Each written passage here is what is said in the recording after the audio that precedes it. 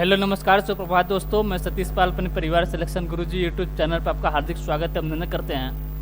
हम आशा करते हैं कि आप सभी स्वस्थ और मस्त होंगे। तो चलिए हम रोज़ की तरह आज भी जीएस के 20 क्वेश्चन का आपके सामने लेकर आए हैं, जो कि आपके वनडे एग्जाम के लिए अति महत्वपूर्ण हैं। ठीक है, तो चलिए अपने प्रैक्टिस सेट की तरफ बढ़ते हैं। और इससे पहले हम बता देते हैं कि आज के बाद जो आपका क्वेश्चन आएगा उसमें स्टैटिक जीके हम 2-4 क्वेश्चन और बढ़ा देंगे, क्योंकि हमें जहाँ तक अनुमानित है कि यूपीपी से पहले आपका दिल्ली पुलिस की वैकेंसीज आएगी और उसका पेपर भी क्लियर है। नवंबर में उसका पेपर होना है और सितंबर में उसकी वैकेंसीज आने वाली है। ठीक है, इसलिए उसमें क्या होता है, उसमें टोटल आपके जीएस के 50 क्वेश्चन हैं और 10 कंप्यूटर के आते हैं। तो और उसमें सबसे ज़्यादा वेटेज अगर से बात करें किसका होता है, तो उसमें सबसे ज़्यादा होता है आपका स्टैटिक जीके का। इसलिए हम भी कोशिश करेंगे अधिकतर स्टैटिक जीके को, जो स्टैटिक जीके का वेटेज है इसमें जो 3 से 4 से 7 से 8 क्वेश्चन करने का कोशिश करेंगे। ठीक है, तो चलिए ठीक है। और एक चीज़ और है कि आपके सामने अभी आज से जो है आपके यूपी SSC पीटी के फॉर्म अप्लाई होने लगे हैं। तो हमारा सबसे अनुरोध है कि आप भी आपके पीटी के फॉर्म को अवश्य भरें। ठीक है, तो चलिए अपने पहले क्वेश्चन की तरफ बढ़ते हैं। आज का हमारा पहला क्वेश्चन दिया है कि निम्नलिखित में से कौन सी नदी अरब सागर में गिरती है। निम्नलिखित में से कौन सी नदी अरब सागर में गिरती है। ऑप्शन ने दिया आपका गोदावरी नदी, ऑप्शन बी दिया आपका लूनी नदी, ऑप्शन सी दिया है साबरमती नदी और ऑप्शन डी दिया आपका कृष्णा नदी। किसकी बात कर रहा है? अरब सागर में। कौन से सागर में? अरब सागर में। अगर हम अरब सागर की बात करें, इसकी अरब सागर की, इधर हम बात करें जो भारत का मैप है, भारत के मैप के राइट साइड की बात करें तो इधर क्या है? बंगाल की खाड़ी है। क्या है? बंगाल की खाड़ी है, बंगाल की खाड़ी। ठीक है, और नीचे की बात करें, नीचे क्या है? नीचे है आपका हिंद महासागर। और आपके लेफ्ट साइड की बात करें, लेफ्ट साइड में कौन सा है? यहाँ पर है आपका अरब सागर। तो पूछा है आपका अरब सागर, यानी अरब सागर पूछा। अरब सागर में कौन सी नदी आपकी गिरती है? ऑप्शन है दिया आपका गोदावरी नदी, ऑप्शन बी दिया आपका लूनी नदी, ऑप्शन सी दिया आपका साबरमती नदी और ऑप्शन डी दिया आपका कृष्णा नदी। अगर हम गोदावरी नदी की बात करें तो गोदावरी नदी और कृष्णा नदी, ये दो नदियाँ तो किधर बहती हैं? ये आपके पश्चिम से पूर्व की ओर बहती हैं। पश्चिम से पूर्व की ओर बहती हैं। कौन कौन सी हैं? गोदावरी और कृष्णा नदी। अगर हम गोदावरी नदी की बात करें, गोदावरी नदी का उद्गम स्थल क्या है, उसकी लंबाई कितनी है? किसकी? गोदावरी नदी की। गोदावरी नदी की लंबाई की बात करें ये 1465 किमी, 1465 किमी। इसका उद्गम स्थल की बात करें नासिक के त्र्यंबकम, महाराष्ट्र में है। नासिक के त्र्यंबकम पहाड़ी से निकलती है। कौन सी नदी है? गोदावरी नदी, जो कि आपके बंगाल की खाड़ी में जाकर गिर जाती है। अगर हम कृष्णा नदी की बात करें, कृष्णा नदी की लंबाई है आपकी 1400 किमी।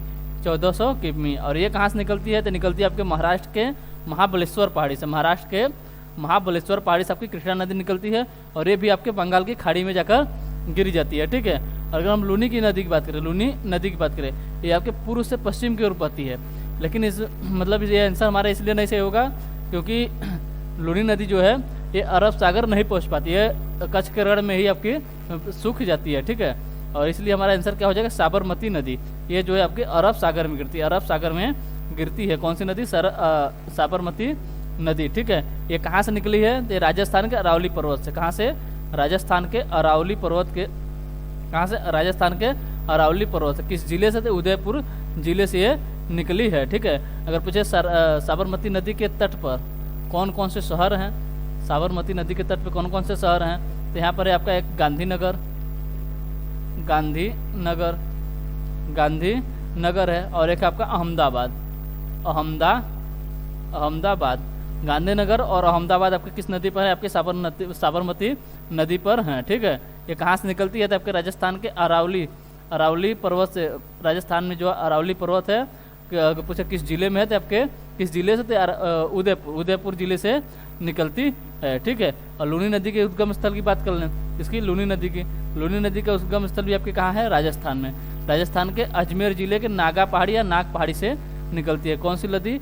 लूनी नदी। और लूनी नदी की खास बात है कि दो खारे और मीठे दोनों प्रकार की जल देती है। ठीक है, और ये जाकर कच्छ के रण में ही सूख जाती है, इसलिए अरब सागर तक नहीं पहुंच पाती। अब बहने की बात करें तो अगर पूछा होता है पश्चिम से पूर्व की ओर, पूर्व से पश्चिम की ओर, तो दोनों नदियां हो जाएंगी लूनी और साबरमती दोनों नदियाँ आपकी पश्चिम पूर्व से पश्चिम की ओर बहती हैं, लेकिन पूछा है अरब सागर में कौन गिरती है, तो गिरती है आपकी साबरमती नदी, यानी ऑप्शन सी हमारा जो है ये सही आंसर होता है। चलिए अगला क्वेश्चन देखते हैं। अगला क्वेश्चन दिया, भारतीय संविधान के निम्नलिखित में से किस अनुच्छेद में लिखा है कि भारत अर्थात इंडिया राज्यों का संघ है। भारत अर्थात इंडिया राज्यों का संघ है। ऑप्शन ने दिया आपका अनुच्छेद 4, ऑप्शन बी दिया आपका अनुच्छेद 2, ऑप्शन सी दिया आपका अनुच्छेद 3 और ऑप्शन डी दिया आपका अनुच्छेद 1। किसकी बात कर रहा है, भारत अर्थात मतलब किस अनुच्छेद में लिखा है कि भारत अर्थात इंडिया जो है ये आपके राज्यों का संघ है। तो किस अनुच्छेद में है, आपके अनुच्छेद 1 में। अनुच्छेद 1 में भाग कौन सा है, भाग भी आपका 1 है, भाग 1 है। भाग 1 में क्या दिया है आपका राज्य और उनके यूटी के बारे में दिया गया। कितने अनुच्छेद, अनुच्छेद 1 से 4 तक क्या है आपका भाग 1 है। ठीक, अगर हम अनुच्छेद 2 की बात करें, किसकी, अनुच्छेद 2 की बात करें तो अनुच्छेद 2 में आपका नए राज्य का मतलब प्रवेश, मतलब जैसे दूसरे देशों के राज्यों को मतलब मिलाना। इसका अगर अनुच्छेद 2 की सबसे बड़ा उदाहरण की बात करें कौन सा है, उदाहरण के तौर पे आपका सिक्किम है। कैसे, कौन सा है, सिक्किम राज्य। सिक्किम राज्य क्या है, ये भारत का हिस्सा नहीं था, इसे बाहर से मिलाया गया। ठीक है, अनुच्छेद बाहर से किसी भी राज्य या किसी भूभाग को मिलाने के लिए मतलब किस अनुच्छेद में बताया गया है, तो अनुच्छेद 2 में बताया गया है। और अनुच्छेद 3 की हम बात करें अगर से, अनुच्छेद 3 के, अनुच्छेद 3 में क्या है, तो अनुच्छेद 3 में जो है आपके भारत के अंदर किसी भी राज्य की सीमा को हम घटा सकते हैं और बढ़ा भी सकते हैं। ठीक है, या फिर 2 राज्यों को मिलाकर एक राज्य बना सकते हैं या एक राज्य को तोड़कर 2 राज्य कर सकते हैं। जैसे अभी हाल ही में 2014 में आपके किसको, तेलंगाना को आंध्र प्रदेश से अलग किया गया है। किसको, आंध्र प्रदेश से अलग किया गया, किसको, तेलंगाना को। यानी अनुच्छेद 3 का उदाहरण क्या हो जाएगा, तेलंगाना। ठीक है, इसमें क्या होता है, अनुच्छेद 3 में आपके किसी भी मतलब भारत के किसी भी राज्य या यूटी को उसे मतलब 2 राज्यों में मिला दिया जाता है या उसे तोड़कर 2 भागों में कर दिया जाता है। एक चीज़ और होता है इसमें, क्या, इसी के अनुच्छेद 3 में ही बताया मतलब उल्लेख है क्या, इसके जो राज्य के नाम या मतलब जिले को नाम जो आपके परिवर्तित किए जाते हैं अनुच्छेद 3 के तहत ही परिवर्तित किए जाते हैं। अगर हम अनुच्छेद 4 की बात करें, अनुच्छेद 4 की बात करें, अनुच्छेद 4 में क्या है, अनुच्छेद 4 में बताया गया कि जो ये अनुच्छेद 2 और 3 है इसे आसानी से किया जा सकता है। इसे साधारण बहुमत से मतलब इसे बहुमत की कोई ज़रूरत नहीं, इसे संसद द्वारा आसानी से किया जा सकता है। इसमें कोई मतलब कहिए तो अगर कोई संविधान संशोधन किया जाए तो इसकी ज़रूरत नहीं पड़ती है। किस लिए, किसी राज्य को 2 भागों में करना या किसी 2 राज्यों को एक भाग में मिलाना या किसी राज्य का नाम चेंज करना या बाहर के किसी मतलब अन्य देशों के किसी भाग को मिलाना। ठीक, ये इसको जब भी करना होता है तो इसके लिए कोई संविधान संशोधन नहीं करना पड़ता, ये आसानी से किया जा सकता है। ठीक, चलिए अगला क्वेश्चन देखते हैं। अगला क्वेश्चन दिया, यदि किसी पाइप का क्रॉस सेक्शन एरिया बढ़ाया जाता है तो द्रव प्रवाह की गति घटेगी या समान रहेगी या शून्य हो जाएगी या बढ़ेगी। किसकी बात कर रहा है, यदि किसी पाइप का क्रॉस सेक्शन एरिया बढ़ाया जाता है तो अगर हम बात करें किसी पाइप का जो है क्रॉस सेक्शन एरिया अगर इसे बढ़ा देंगे तो क्या होगा, इसकी जो मतलब इसकी जो प्रवाह द्रव की प्रवाह होती है, द्रव की गति होती है, ये क्या हो जाएगी आपकी घट जाएगी। क्या हो जाएगी, घट जाएगी। ठीक है, यानी ऑप्शन ए हमारा जो है ये सही आंसर होता है। अगर हम इस सेक्शन एरिया को घटा दें तो क्या हो जाएगा, वहाँ पर तब प्रवाह की गति बढ़ जाएगी। ठीक है, चलिए अगला क्वेश्चन देखते हैं। अगला क्वेश्चन दिया आपका, एलपीजी के संदर्भ में क्या असत्य है। एलपीजी के संदर्भ में क्या असत्य है। ऑप्शन ने दिया आपका नीले ज्वाला से जलने वाला है। ऑप्शन बी दिया आपका उच्च ऊष्मीय मान है। ऑप्शन सी दिया आपका एक स्वच्छ ईंधन है और ऑप्शन डी दिया मीथेन उत्सर्जन करने वाला है। तो एलपीजी की अगर हम बात करें, किसकी, एलपीजी की, तो एलपीजी में क्या होता है, नीला ज्वलन में जलता है, नीले ज्वाले में जलता भी है, एक मतलब उच्च ऊष्मीय मान भी है इसका और एक स्वच्छ ईंधन है। लेकिन अगर पूछे मीथेन का उत्सर्जन करता है तो यही हमारा क्या हो जाएगा, गलत हो गया, मीथेन को उत्सर्जन नहीं करता। यानी ऑप्शन डी हमारा जो है ये सही आंसर होता है। ऑप्शन डी हमारा जो है ये सही आंसर होता है। अगर पूछे एलपीजी में किसका किसका मिश्रण होता है तो होता है आपके प्रोपेन और ब्यूटेन का मिश्रण होता है किसमें, एलपीजी में। और इसके गंध के लिए क्या करते हैं, इसके गंध के लिए आपके मर्केप्टेन का प्रयोग करते हैं। ठीक है, किसका प्रयोग करते हैं, मर्केप्टेन गैस का प्रयोग करते हैं। चलिए अगला क्वेश्चन देखते हैं। अगला क्वेश्चन दिया, अली अकबर खां के शिष्य राजीव तारानाथ एक वादक हैं। राजीव तारानाथ एक वादक हैं। ऑप्शन है दिया आपका बांसुरी वादक, ऑप्शन बी दिया आपका संतूर वादक, ऑप्शन सी दिया आपका सरोद वादक और ऑप्शन डी दिया आपका तबला वादक। ऑप्शन डी क्या दिया है? तबला वादक। ठीक है, तो किसकी बात कर राजीव तारा नाथ एक वादक है। कौन मतलब क्या बजाते हैं? तो आपके सरोद बजाते हैं, यानी सरोद वादक हैं। ऑप्शन सी हमारा जो है ये सही आंसर होता है। अगर हम पूछे और सरोद वादक कौन कौन से, मतलब और कौन कौन से हैं, मतलब कौन कौन व्यक्ति हैं जो कि आपको सरोद वादक बजाते हैं, यानी सरोद बजाते हैं। ठीक है, यहाँ पे आपके एक अमजद अली खां। कौन है? अमजद अली खां। ठीक है, कौन है? अमजद अली खां हैं। फिर आपके विकास महाराज हैं। कौन है? विकास महाराज। ये क्या बजाते हैं? ये आपके सरोद बजाते हैं। क्या बजाते हैं? सरोद बजाते हैं। एक है आपके अली अकबर खां। ठीक, अगर हम तबला वादक की बात करें, किसकी? तबला वादक की। तबला वादक कौन कौन है? ये आपके अल्लाह रखा खां। एक है आपके जाकिर हुसैन, अल्लाह रखा खां, जाकिर हुसैन। और एक आपके शिव नारायण जोशी। कौन है? शिव नारायण जोशी। ये किससे संबंधित है? ये सब क्या बजाते हैं? सब आपके तबला बजाते हैं, यानी तबला वादक है। कौन कौन? अल्लाह रखा खां, जाकिर हुसैन और शिव नारायण जोशी। और संतूर वादक की बात करें, संतूर वादक कौन है? पंडित शिव कुमार शर्मा है। बांसुरी वादक की बात करें, बांसुरी वादक की तो वह जाएंगे आपके पन्नालाल घोष हैं। फिर आपके यहाँ एक है आपके राजेश प्रसाद। कौन है? एक है आपके राजेश प्रसाद, एक है आपके एन लीला। ठीक है, ये सब कौन है? आपके बांसुरी वादक हैं। चलिए अगला क्वेश्चन देखते हैं। अगला क्वेश्चन दिया, निम्नलिखित में से कौन सा भारत और विश्व का एकमात्र तैरता हुआ राष्ट्रीय उद्यान है?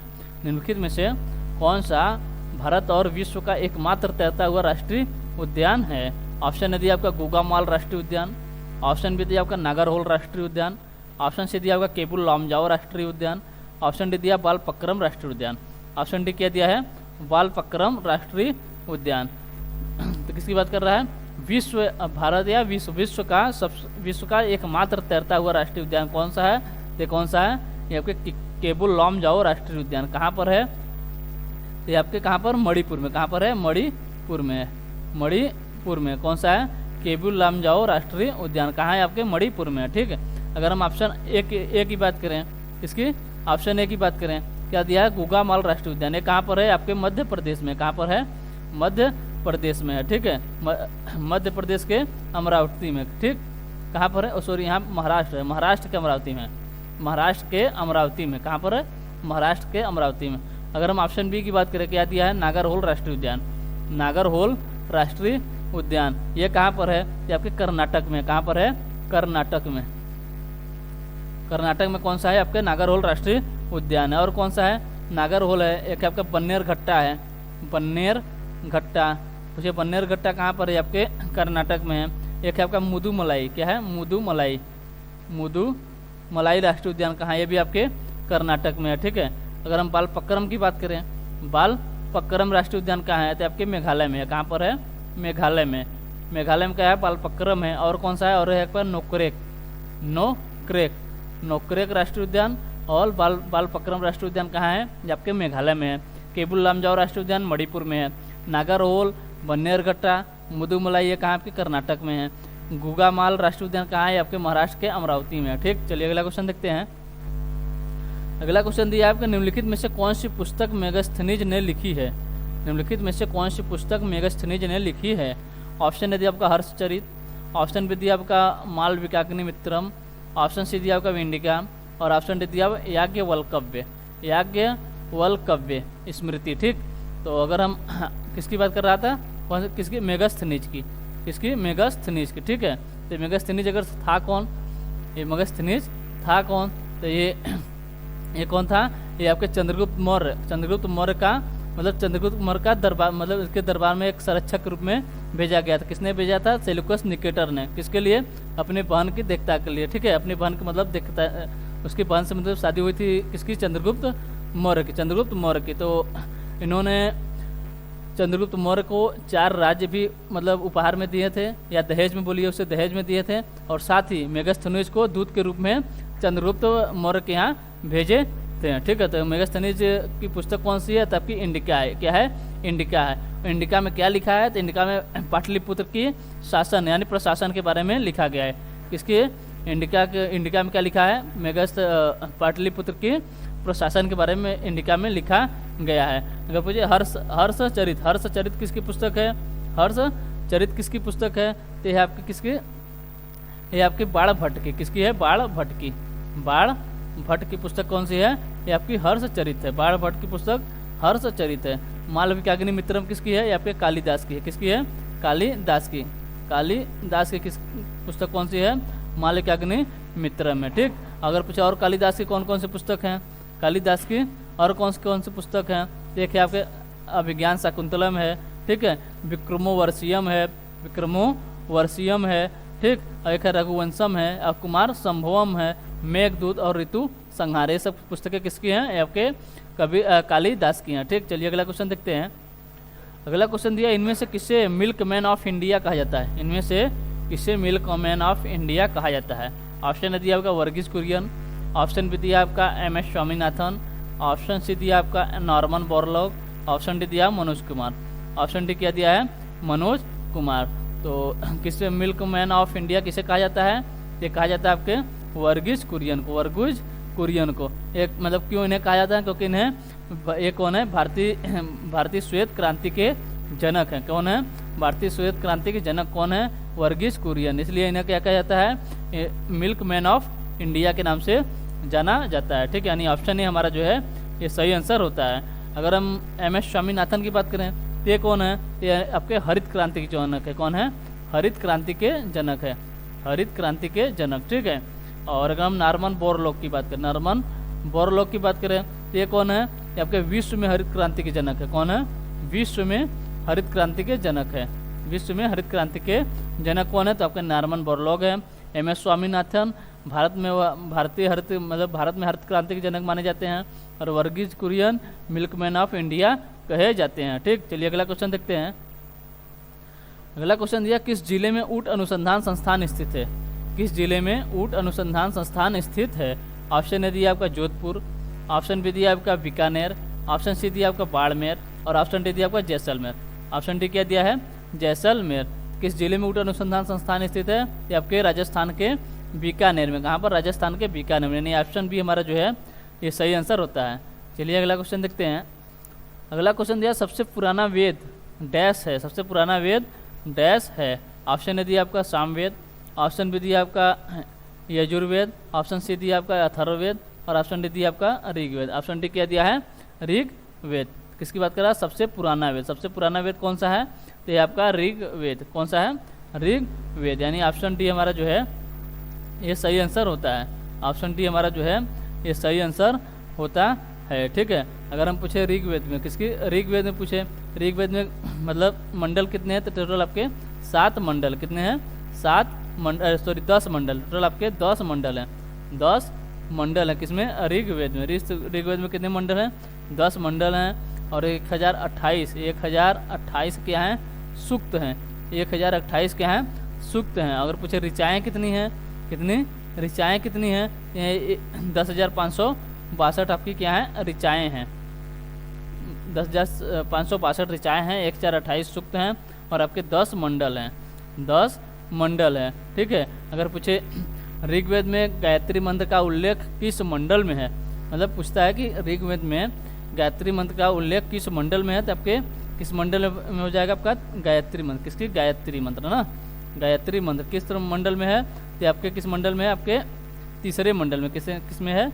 तीसरे मंडल में क्या है? आपका गायत्री मंत्र है। क्या है? गायत्री मंत्र है। अगर पूछे गायत्री मंत्र लिखा किसने है? ये लिखे हैं आपके ऋषि विश्वामित्र। कौन? ऋषि विश्वामित्र ने लिखे हैं क्या? गायत्री मंत्र। किस मंडल में है ऋग्वेद के? ये आपके तीसरे मंडल में है। ठीक है। किस में है?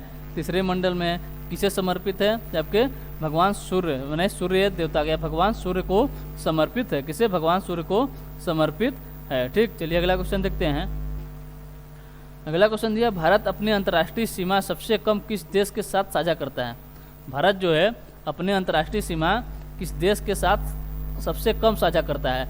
ऑप्शन ए दिया आपका पाकिस्तान, ऑप्शन बी दिया आपका चीन, ऑप्शन सी दिया अफगानिस्तान, और ऑप्शन डी दिया आपका नेपाल। ऑप्शन डी दिया आपका नेपाल। तो किस देश के साथ सबसे कम सीमा साझा करता है, तो ये आपका कौन सा, अफगानिस्तान। कौन है, अफगानिस्तान। अगर पूछे कितनी सीमा साझा करता है, 106। 106 वास्तविक में इतना है नहीं, क्योंकि ये जो पाकिस्तान जो आपका सीमा साझा करता था, ये जो आपका भारत वाला मतलब भाग था, वो आपके किसके अधीन हो गया, आपके पाकिस्तान के, किसके अधीन हो गया, पाकिस्तान। इसलिए अब जो साझा करता है वो करता है आपके पाकिस्तान के साथ, लेकिन पाकिस्तान के साथ वो साझा करता है, लेकिन हमारा आंसर क्या हो जाएगा, अफगानिस्तान ही होगा। क्या होगा, अफगानिस्तान, क्योंकि अभी कुछ भी हो सकता है। ठीक है, तो चलिए अगर हम और देशों की बात करें, जैसे भारत के साथ और कौन कौन से देश सीमा साझा करते हैं। अगर पूछे कितने देश सीमा साझा करते हैं, तो आपके हैं, एक है आपका बांग्लादेश। कौन है, बांग्लादेश।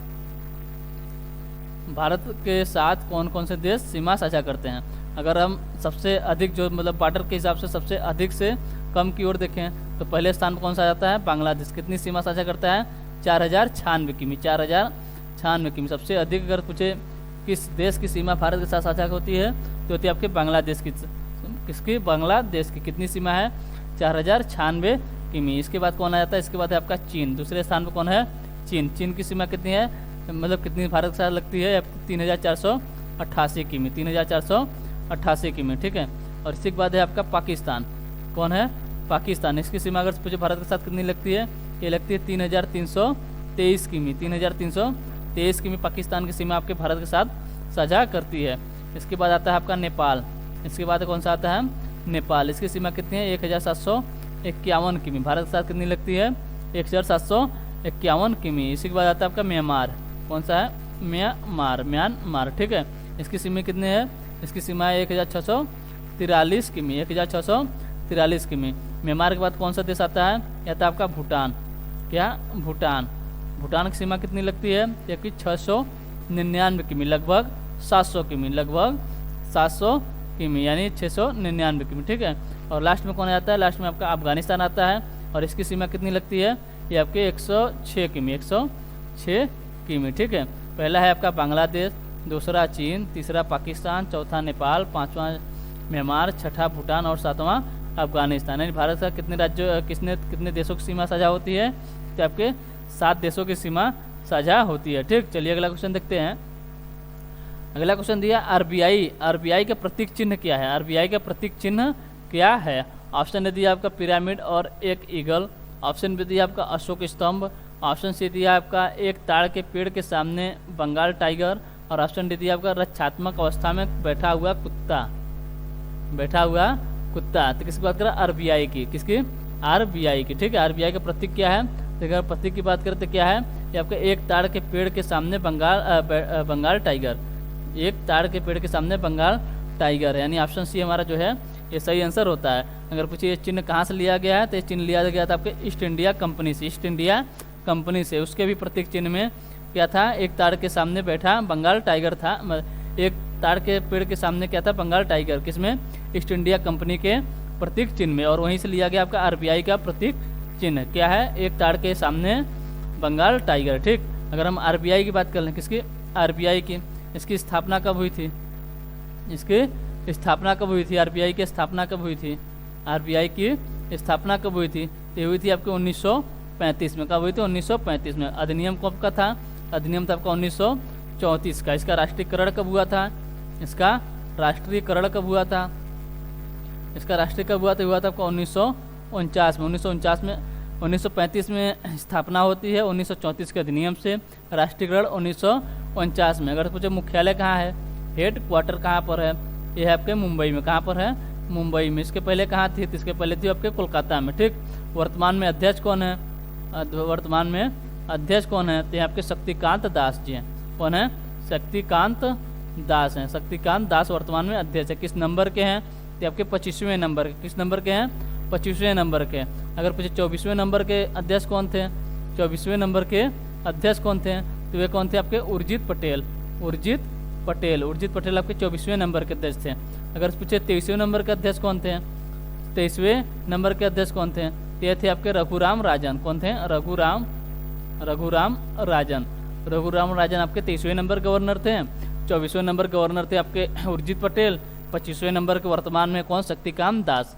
स्थापना पूछो 1935 में, किस अधिनियम से 1934 के, राष्ट्रीयकरण 1949 में, हेडक्वार्टर मुंबई, इसके पहले कोलकाता में थी। ठीक, चलिए अगला क्वेश्चन देखते हैं। अगला क्वेश्चन दिया बाबर ने इब्राहिम लोदी को हराया था। किसको? इब्राहिम लोदी को हराया था। ऑप्शन ने दिया आपका 1761 में, ऑप्शन भी दिया आपका 1739 में, ऑप्शन भी दिया आपका 1627 में, और ऑप्शन दे दिया आपका 1526 में। 1526 में किसकी बात कर रहा है? बाबर ने इब्राहिम लोदी की, किसकी? लोदी की, इब्राहिम लोदी की बात कर रहा है। अगर हम इब्राहिम लोदी की बात करें तो लोदी कौन था? ये लोदी वंश का अंतिम शासक था। लोदी वंश का अंतिम शासक था। अगर पूछे इब्राहिम लोदी का शासनकाल कब से कब तक था, तो इसका शासनकाल था 1517 से 1526 में, क्योंकि 1526 में जो है ये पानीपत के युद्ध में मारा जाता है। और पूरे इतिहास में युद्ध के क्षेत्र में मारा जाने वाला पहला शासक कौन था? वो था आपका इब्राहिम लोदी। ठीक, तो बाबर ने इब्राहिम लोदी को कब हराया था? ये हराया था आपके 1526 में, यानी ऑप्शन डी हमारा जो है ये सही आंसर होता है। ऑप्शन डी हमारा जो है ये सही आंसर होता है। ठीक, किसको हराया था? इब्राहिम लोदी को। कब? 1526 में पानीपत के प्रथम युद्ध में। अगर हम इब्राहिम लोदी की बात करें तो ये कौन था? लोदी वंश का अंतिम शासक था, या कहें तो दिल्ली सल्तनत का आखिरी सुल्तान था। ये इसकी दिल्ली सल्तनत का आखिरी सुल्तान था। अगर पूछे दिल्ली सल्तनत का आखिरी सुल्तान कौन था? दिल्ली सल्तनत का आखिरी सुल्तान कौन था? आखिरी सुल्तान अगर पूछे दिल्ली सल्तनत का आखिरी सुल्तान कौन था? ये था आपका इब्राहिम लोदी। कौन था? इब्राहिम लोदी था आपका दिल्ली सल्तनत का आखिरी सुल्तान। ठीक है, तो अगर हम बाबर की बात कर लें, किसकी? बाबर की। ठीक है, बाबर कौन था? तो मुगल साम्राज्य का प्रथम शासक था। यानी अगर पूछे मुगल वंश की स्थापना किसने की, तो कौन किया था? बाबर। कब किए थे? 1526 में इब्राहिम लोदी को पानीपत के प्रथम युद्ध में हराकर। ठीक है, कब? 1526 में। अगर पूछे बाबर के 1527 में किसके साथ युद्ध हुआ था, तो यहाँ हुआ था आपका खानवा का युद्ध। किसका? खानवा का युद्ध कहाँ हुआ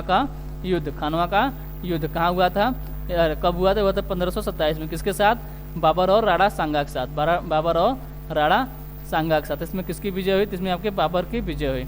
अगर हम 1528 की बात करें, 1528 में कौन सा युद्ध हुआ? यहाँ हुआ आपका चंदेरी का युद्ध। कौन सा? चंदेरी का युद्ध।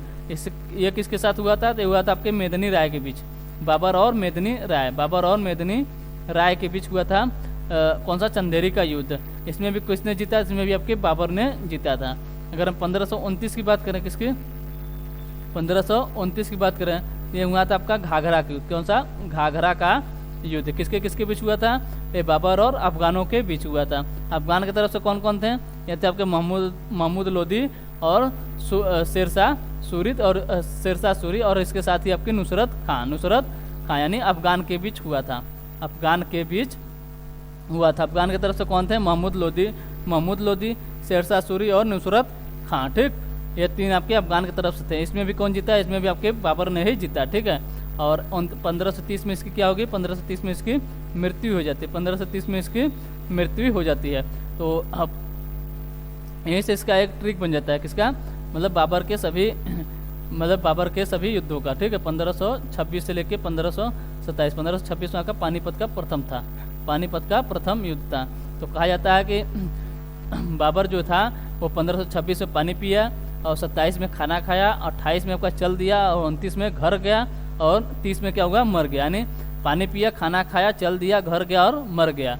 1526, 27, 28, 29, 30 ये आपका क्या हो जाता है? आपका एक ट्रिक बन जाता है बाबर के कालक्रम को याद करने का। अगर पूछे बाबर का कालक्रम कब से कब तक था, जबकि 1526 से 1530 तक। ठीक, 1526 से 1530 तक। 26 में क्या हुआ? पानी पिया, 27 में खाना खाया, 28 में चल दिया, 29 में घर गया, और 30 में मर गया। ठीक, चलिए अगला क्वेश्चन देखते हैं।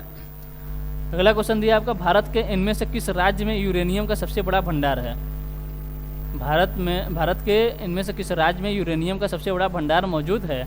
ऑप्शन ने दिया आपका आंध्र प्रदेश, ऑप्शन बी दिया आपका उड़ीसा, ऑप्शन सी दिया आपका पंजाब, और ऑप्शन डी दिया आपका हिमाचल प्रदेश। किसकी बात कर रहा है? यूरेनियम का भंडार। यूरेनियम का भंडार भारत के किस राज्य में मौजूद है? सबसे ज़्यादा मतलब किस राज्य में मौजूद है? तो किस राज्य में है? आपके आंध्र प्रदेश में। यानी ऑप्शन ए हमारा जो है ये सही आंसर होता है। ठीक, चलिए अगला क्वेश्चन देखते हैं। अगला क्वेश्चन दिया, पृथ्वी की उष्मा से प्राप्त ऊर्जा को क्या कहा जाता है? पृथ्वी की उष्मा से प्राप्त ऊर्जा को क्या कहा जाता है? ऑप्शन यदि आपका ज्वारीय ऊर्जा, ऑप्शन बी आपका भूतापीय ऊर्जा, ऑप्शन सी आपका बायोगैस और ऑप्शन डी आपका सौर ऊर्जा। ऑप्शन डी क्या दिया है? सौर ऊर्जा। तो पृथ्वी से जो उष्मा प्राप्त होती है उसे क्या कहते हैं? उसे कहते हैं आपका भूतापीय ऊर्जा। भूतापीय ऊर्जा किससे प्राप्त होता है? आपके पृथ्वी से प्राप्त उष्मा को क्या कहते हैं? भूतापीय ऊर्जा। ठीक, चलिए अगला क्वेश्चन देखते हैं। अगला क्वेश्चन दिया भारतीय संविधान को बनाने हेतु, भारतीय संविधान को बनाने हेतु भारतीय संविधान सभा के कुल कितने अधिवेशन हुए? भारतीय संविधान सभा के कुल कितने अधिवेशन हुए? तो ऑप्शन दिया आपका 14, ऑप्शन बी दिया आपका 16, ऑप्शन सी दिया आपका 13 और ऑप्शन डी दिया आपका 12। ऑप्शन डी क्या दिया है? 12। मतलब कितने अधिवेशन हुए, मतलब कितनी बैठकें हुई, कितनी बैठकें हुई। अगर हम पूछे किसकी बात कर रहा है? भारतीय संविधान सभा की, भारतीय संविधान सभा की। इसका गठन कब हुआ था? इसका गठन हुआ था आपका 6 दिसंबर 1947, 6 दिसंबर 1947 का। इसकी पहली बैठक हुई थी आपकी 9 दिसंबर 1947 को, अरे 1946 सॉरी 1946 को, 9 दिसंबर 1946 को इसकी पहली बैठक हुई थी। और दूसरी बैठक की बात करें, दूसरी बैठक हुई थी आपकी 11 दिसंबर 1946 को, 11 दिसंबर 1946 को दूसरी बैठक। और तीसरी बैठक हुई थी आपकी 13 दिसंबर 1946 को, 13 दिसंबर 1946 को। अगर हम बात करें उसकी पहली बैठक में क्या क्या हुआ था, उसके पहली बैठक में जो था आपके डॉक्टर सत्यनारायण सिन्हा को क्या चुना गया था? अस्थायी अध्यक्ष चुन लिया गया था। और दूसरी बैठक में क्या हुआ था? दूसरी बैठक में आपको डॉक्टर राजेंद्र प्रसाद को स्थायी अध्यक्ष चुना गया था। ठीक, तीसरी बैठक में क्या हुआ था? तीसरी बैठक में आपके डॉक्टर राजेंद्र प्रसाद कौन, अरे सॉरी डॉक्टर कौन, कब थे? 13 दिसंबर 1946। तीसरी बैठक में क्या हुआ था? पंडित जवाहरलाल नेहरू ने उद्देश्य प्रस्ताव प्रस्तुत किए थे। ठीक, उद्देश्य प्रस्ताव प्रस्तुत किए थे। पूछा है कुल कितने अधिवेशन हुए थे? टोटल आपकी बात करें तो कितने अधिवेशन हुए थे? टोटल आपके 12 अधिवेशन हुए थे। कितने? 12 अधिवेशन हुए थे, 12 अधिवेशन हुए थे। ठीक है, अगर पूछे 11वां अधिवेशन कब हुआ था? 11वां अधिवेशन हुआ था आपका 26 नवंबर 1949 को, 26 नवंबर 1949 को, 26 नवंबर 1949 को आपका 11वां का बैठक हुई थी, जिस दिन आपका संविधान बनकर पूर्ण रूप से तैयार हो गया था। ठीक, और अगर हम 12वीं बैठक की बात करें, 12वीं बैठक कब हुई थी? ये हुई थी आपकी 24 जनवरी 1950 को, 24 जनवरी 1950 को आपकी 12वीं यानी अंतिम बैठक हुई थी। 12वीं यानी अंतिम बैठक कब हुई थी? 24 जनवरी 1950 को। इसी दिन क्या हुआ था? इसी दिन राष्ट्रीय गीत, राष्ट्रीय गान को मान्यता, मतलब संविधान सभा ने मान्यता दी थी। किसको किसको? राष्ट्रीय गीत और राष्ट्रीय गान को संविधान सभा ने मान्यता दी थी। और 24 जनवरी 1950 को भी डॉक्टर राजेंद्र प्रसाद को भारत का राष्ट्रपति चुना गया था। 24 जनवरी 1950 को भारत किसको? डॉक्टर राजेंद्र प्रसाद को राष्ट्रपति चुन लिया गया था। और इसी दिन क्या हुआ था? इसी दिन संविधान की कॉपी पर क्या हुआ था? संविधान सभा के सदस्यों द्वारा क्या हुआ था? अंतिम बार मतलब हस्ताक्षर हुए थे। कितने सदस्यों ने हस्ताक्षर किए थे? जबकि 284 सदस्यों ने हस्ताक्षर किए थे। कितने? 284 सदस्यों ने टोटल आपके हस्ताक्षर किए थे। 284 सदस्यों ने हस्ताक्षर किए थे। ठीक है, फिर से एक बार देख लेते हैं। 6 दिसंबर 1946 को पहली बैठक हुई। 6 दिसंबर 1946 को संविधान सभा की क्या हुआ था? गठन हुआ था। 9 दिसंबर 1946 को पहली बैठक, दूसरी बैठक 11 दिसंबर 1946 को, तीसरी बैठक 13 दिसंबर 1946 को, और चौथी बैठक की बात करें, चौथी 11वीं बैठक हुई थी आपकी 26 नवंबर 1949 को, जिस दिन आपका संविधान बनके तैयार हुआ था। और 12वीं बैठक कब हुई थी? 12वीं बैठक हुई थी आपके 24 जनवरी 1950 को। इसी दिन राष्ट्रीय गीत, राष्ट्रीय गान को संविधान सभा ने मान्यता दी। और डॉक्टर राजेंद्र प्रसाद को क्या हुआ था? आपका राष्ट्रपति चुन लिया गया था। और 284 सदस्यों ने 24 जनवरी 1950 यानी अंतिम बैठक, संविधान सभा की अंतिम बैठक में 284 सदस्यों ने किस पर? संविधान पर हस्ताक्षर किए थे। अब पूछे कितनी कापियों पर हस्ताक्षर हुए थे? आपके 3 कापियों पर हस्ताक्षर हुए थे। कितनी कापी पर? 3 कापी पर हस्ताक्षर हुए थे। ठीक है, और अगर हम संविधान से संबंधित अगर प्रमुख बातें करें, ठीक है, अगर पूछे संविधान सभा में कुल कितनी महिलाएं शामिल थीं? संविधान सभा में कुल कितनी महिलाएं शामिल थीं? ये थी टोटल आपकी 15 महिलाएं। कितनी महिलाएं थीं? आपकी 15 महिलाएं शामिल थीं। ठीक है, कितनी महिलाएं थीं? आपकी 15 महिलाएं आपकी शामिल थीं। ठीक, चलिए अगला क्वेश्चन देखते हैं। अगला क्वेश्चन दिया आपका कल्याणकारी राज्य का उद्देश्य। कल्याणकारी राज्य का उद्देश्य है, कल्याणकारी राज्य का उद्देश्य है। ऑप्शन ए दिया आपका अधिकतम संख्या का अधिकतम कल्याण। ऑप्शन बी दिया आपका कमजोर वर्गों के लिए कल्याण का प्रबंध करना। ऑप्शन सी दिया आपका सभी नागरिकों को स्वास्थ्य सुविधाएं प्रदान करना। और ऑप्शन डी दिया उपयुक्त में से कोई नहीं। ऑप्शन डी क्या दिया है, उपयुक्त में से कोई नहीं। तो किसकी बात करें, कल्याणकारी राज्य का उद्देश्य। कल्याणकारी राज्य का उद्देश्य क्या हो सकता है, निम्न मतलब 3 आपको कथन दिए हैं, 4 कथन दिए, 4 ऑप्शन दिए हुए हैं, इसमें से आपके 3 कथन दिए हैं। आप में से तीनों में से बताना है कौन सा सही है, या तीनों सही है तो तीनों, या और उसके अलावा मतलब कौन सा ऑप्शन सही है। ठीक है, तो कल्याणकारी राज्य का उद्देश्य क्या हो सकता है। ऑप्शन यदि आपका अधिकतम संख्या का अधिकतम कल्याण सुनिश्चित करना, मतलब अधिकतम संख्या का अधिकतम कल्याण सुनिश्चित करना। ऑप्शन बी दिया कमजोर वर्गों के कल्याण का प्रबंध करना। ऑप्शन सी दिया आपका सभी नागरिकों को स्वास्थ्य सुविधाएं प्रदान करना। ठीक है, तो कल्याणकारी राज्य का उद्देश्य क्या हो जाएगा, तो हमारा हो जाएगा कमजोर वर्गों के कल्याण का प्रबंध करना। क्या हो जाएगा, कमजोर वर्गों के कल्याण का प्रबंध करना, यानी ऑप्शन बी हमारा जो है ये सही आंसर होता है। चलिए अगला क्वेश्चन देखते हैं। अगला क्वेश्चन दिया गया अर्थशास्त्र धन का विज्ञान है। अर्थशास्त्र धन का विज्ञान है, यह किसने कहा। अर्थशास्त्र धन का विज्ञान है, यह किसने कहा। ऑप्शन दिया आपका एडम स्मिथ। ऑप्शन बी दिया आपका पिगू। ऑप्शन सी दिया आपका सैमुअलसन। ऑप्शन डी दिया आपका मार्शल। तो जो अर्थशास्त्र है ये धन का विज्ञान है। अर्थशास्त्र क्या है, धन का विज्ञान है। किसने कहा, तो क्या है आपके एडम स्मिथ में। किसका कथन है, तो एडम स्मिथ का कथन है कि अर्थशास्त्र जो है धन का विज्ञान है, यानी ऑप्शन ये हमारा जो है ये सही आंसर होता है। चलिए अगला क्वेश्चन देख लेते हैं। अगला क्वेश्चन दिया माता टीला बहुउद्देशीय परियोजना किस नदी पर है। माता टीला बहुउद्देशीय परियोजना किस नदी पर है। ऑप्शन ने दिया आपका केन नदी। ऑप्शन बी दिया आपका बेतवा नदी। ऑप्शन सी दिया आपका चंबल नदी। और ऑप्शन डी दिया आपका यमुना नदी। इसकी बात कर रहा हूँ माता टीला बहुउद्देशीय परियोजना, यानी माता टीला बांध किस नदी पर है, ये किस नदी पर है, आपके बेतवा नदी पर, यानी ऑप्शन बी हमारा जो है ये सही आंसर होता है। अगर पूछे इसका निर्माण कब हुआ था, इसका निर्माण कब हुआ था आपको 1958 में इसका निर्माण हुआ था। अगर पूछे माता टीला बांध उत्तर प्रदेश किस जिले में है, तो आपके ललितपुर में। किस में है, ललितपुर में है, जो कि आपके मध्य प्रदेश से तीनों ओर से घिरा हुआ है। मध्य प्रदेश से तीनों ओर से घिरा हुआ है। उत्तर प्रदेश कौन सा जिला है, आपके ललितपुर है। अगर पूछे माता टीला बांध का लाभ किसे होता है, मतलब कौन कौन से राज्य लाभार्थी राज्य हैं, अरे कौन कौन से लाभार्थी आपके जिले हैं, तो एक हो गया आपका ललितपुर खुद हो जाएगा, एक हो गया आपका झांसी, क्या झांसी है, फिर आपका जालौन, ये सब कौन है, जालौन हो गया, फिर हो गया हमीरपुर, इसके बाद एक मध्य प्रदेश का है ग्वालियर, कौन है, ग्वालियर जिला। ये सब आपके क्या हैं, ये सब माता टीला बहुउद्देशीय परियोजना के लाभांश मतलब यानी लाभार्थी जिले हैं। ठीक, चलिए अगला क्वेश्चन देखते हैं। अगला क्वेश्चन दिया उत्तर प्रदेश में अधिकतम क्षेत्रफल वाला जनपद है। उत्तर प्रदेश में अधिकतम क्षेत्रफल वाला जनपद है। ऑप्शन है दिया आपका सोनभद्र। ऑप्शन बी दिया आपका लखीमपुर खीरी। ऑप्शन सी दिया आपका सीतापुर। और ऑप्शन डी दिया आपका हरदोई। तो इसकी बात करें अधिकतम क्षेत्रफल वाला जिला कौन सा है, तो आपका लखीमपुर खीरी, यानी ऑप्शन बी हमारा जो है ये सही आंसर होता है। एक उत्तर प्रदेश का सबसे बड़ा जिला है, मतलब क्षेत्रफल में सबसे बड़ा जिला पूछे कौन सा है, लखीमपुर खीरी है। दूसरे नंबर पर कौन सा है, दूसरे नंबर पर आपका अपना सोनभद्र, कौन सा है, सोनभद्र दूसरे नंबर पर आपका सोनभद्र। ठीक, अगर पूछे अंतिम स्थान पर कौन सा है, सबसे मतलब कम क्षेत्रफल वाला कौन सा है, उत्तर प्रदेश का सबसे कम क्षेत्रफल वाला जिला कौन सा है, तो है आपका हापुड़, कौन सा है, हापुड़ है, कौन सा है, हापुड़। ठीक है, हापुड़ क्या है, सबसे कम क्षेत्रफल वाला जिला है उत्तर प्रदेश का। ठीक, और सबसे अधिक क्षेत्रफल वाला लखीमपुर खीरी, दूसरे नंबर पर कौन सा है, सोनभद्र। ठीक, तो चलिए आज के लिए बस इतना रखते हैं, और अगर आपको सेशन अच्छा लग रहा हो तो लाइक और सब्सक्राइब जरूर करें और शेयर करना ना भूलें। ठीक है, तब तक लिए आपको bye, take care, bye bye, जय हिंद, जय भारत।